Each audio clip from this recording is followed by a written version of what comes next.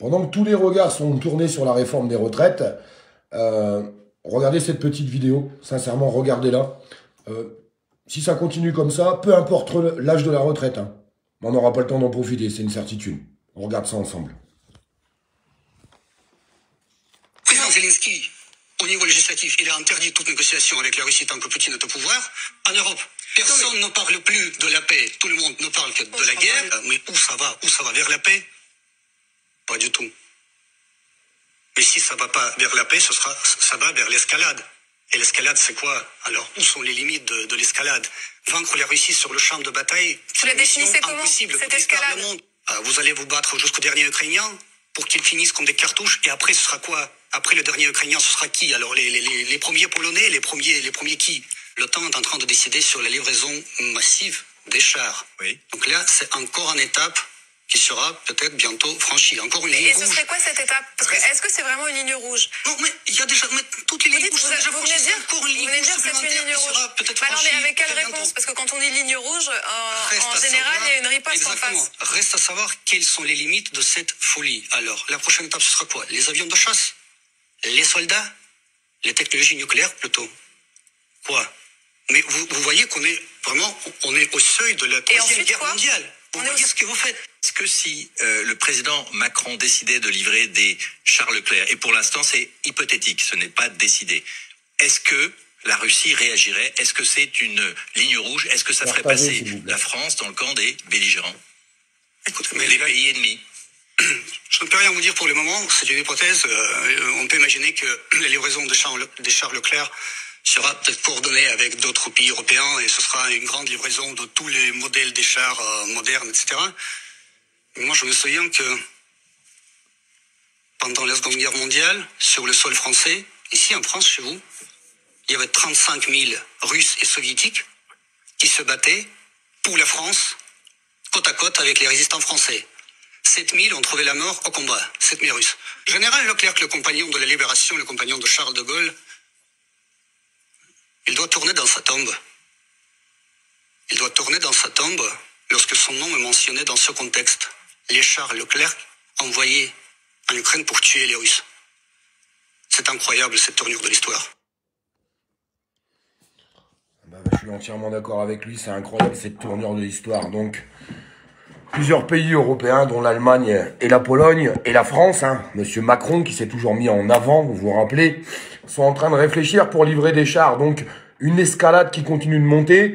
On est bientôt à 1 an là, que l'escalade continue de monter. On rappelle quand même à tout le monde que le 5 février, l'Europe a décidé de couper les robinets. C'est pas les Russes hein, qui ont décidé, hein, c'est l'Europe. Parce que je vois des gens dire c'est les Russes. Pas du tout. C'est l'Europe qui a décidé de couper les robinets. On ne prend plus le pétrole russe. Donc le gasoil va continuer de monter. L'électricité bat son plein. L'alimentation, les gens n'arrivent plus à bouffer.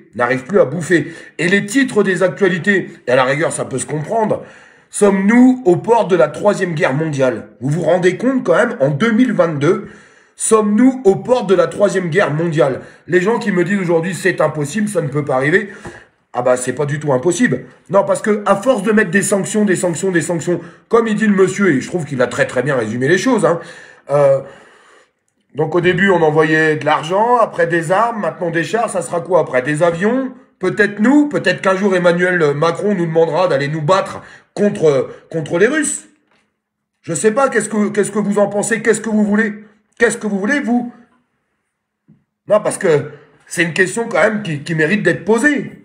C'est une question qui mérite d'être posée. Je rappelle quand même à tout le monde que si on parle pas allemand, c'est quand même un petit peu grâce aux Russes, hein, parce qu'on met toujours les Américains en avant, mais c'est quand même aussi grâce aux Russes. Sinon, on parlerait tous allemand, hein, au moment où on se parle, là. Je comprends pas, en fait. J'arrive plus à comprendre. Tout ça parce que l'Ukraine n'a jamais respecté des accords avec la Russie. Tout ça pour un bout de terre, un bout de terrain. Tout ça pour un bout de terrain. Il y a des gens qui meurent pour un bout de terrain. On est au bord de déclencher une troisième guerre mondiale pour un bout de terrain. Non mais, ça va pas bien, hein. Ça va pas bien la tête, hein. Quand est-ce que les gens, ils vont comprendre qu'en fait, allez, on se dit la vérité quand même. Poutine, il marche pas dans leur petit jeu. Et si tout ce qu'ils veulent, c'est écraser la Russie. Qui l'a pas compris aujourd'hui au bout d'1 an? Tout ce qu'ils veulent, c'est écrabouiller la Russie. C'est ce qu'ils veulent faire. Ils veulent justement, ils attendent qu'une seule chose. C'est que Poutine, il aille plus loin. C'est qu'il aille plus loin, je suis désolé. En mettant des sanctions toutes les semaines, en apportant des armes et tout ce qui va avec, c'est ce qu'ils veulent. Ou alors, il faudrait m'expliquer le contraire. Tout le monde est focalisé là en ce moment sur la réforme des retraites, mais si demain on finit sur des champs de bataille, la réforme des retraites, je vais vous dire un truc, ça servira pas à grand chose la réforme des retraites, hein? Je vois que tout le monde s'est mobilisé, tous les titres des actualités d'hier, réforme des retraites, réforme des retraites, réforme des retraites. Pas un seul moment, j'ai entendu sur un plateau télé que les gens n'arrivent plus à bouffer, n'arrivent plus à se chauffer, n'arrivent plus à travailler, n'arrivent plus à se déplacer, et que les entreprises de notre pays sont en train de s'effondrer.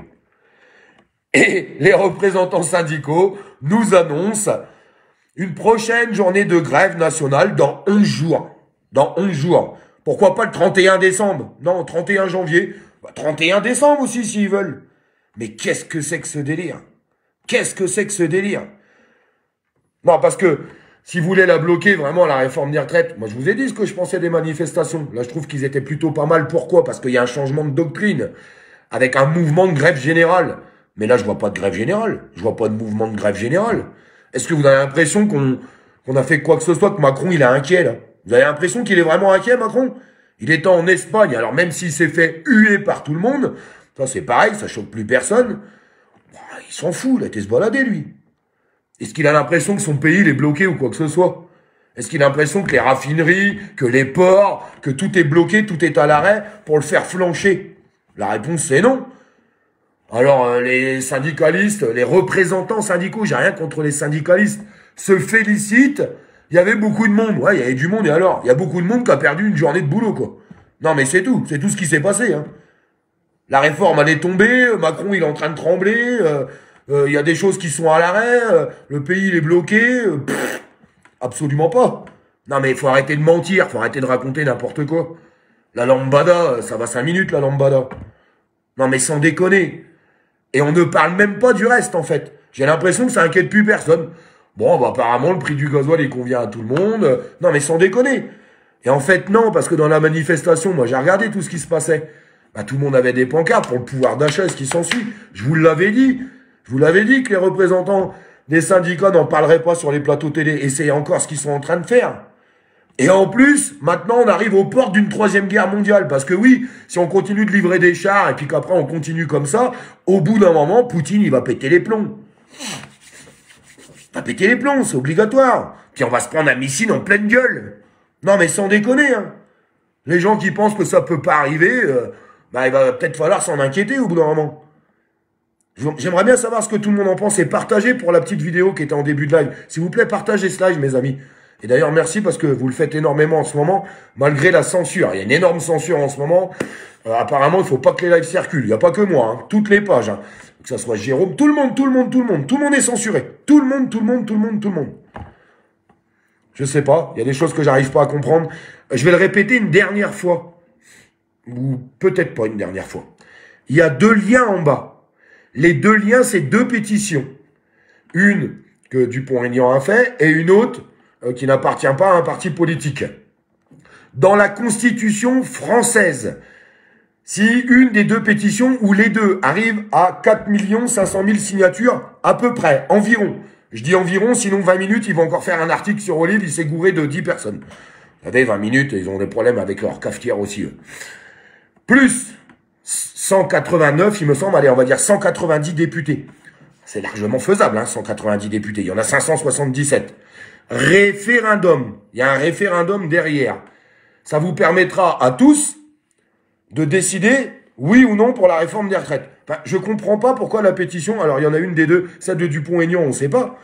Vous pourrez retrouver les pétitions aussi dans le titre du live. Puis j'ai encore un autre truc à vous dire derrière. Continuez de partager à bloc parce que tout ça, je pense que c'est de la formation importante. Non, parce que si c'est juste pour aller dans la rue et gueuler dans la rue, et quand il y a juste un bout de paplard à signer pour avoir 4 500 000 signatures dessus pour déclencher un référendum et qu'on n'est même pas capable de faire ça, il faut tout arrêter tout de suite. Non mais sans déconner, il faut tout de suite tout arrêter.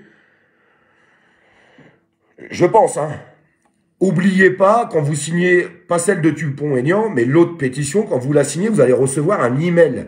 Si vous ne validez pas l'email, bah, votre signature s'enlève de la pétition. Il y a plein de gens qui disent les signatures disparaissent. Ils disparaissent pas. C'est parce que vous n'avez pas validé votre signature tout simplement. Donc pour la réforme des retraites, il y a quelque chose à faire qui est là. Dupont-Aignan, on en a même parlé sur un plateau télé. Ça serait pas mal que tout le monde en parle. Je vois trop peu de médias indépendants, de liveurs en parler de ces deux pétitions. Je comprends pas pourquoi. Je ne comprends pas pourquoi. La solution, elle est là. Hein. Elle est juste devant nos yeux. Juste là, devant nos yeux. C'est le 3e live que je fais là-dessus. Alors, il y a une des deux pétitions, elle est déjà à 600 ou 700 000 signatures. C'est bien, ça avance.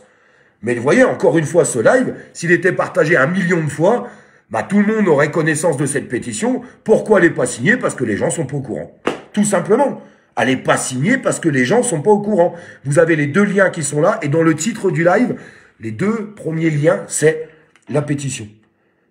Mais je vous rappelle quand même, je suis désolé, même si on arrive au bout de cette pétition, même s'il y a 190 députés, même si on arrive à faire sauter la réforme des retraites, ça ne changera pas tous les autres problèmes qui sont grandissants, qui vont continuer de grandir.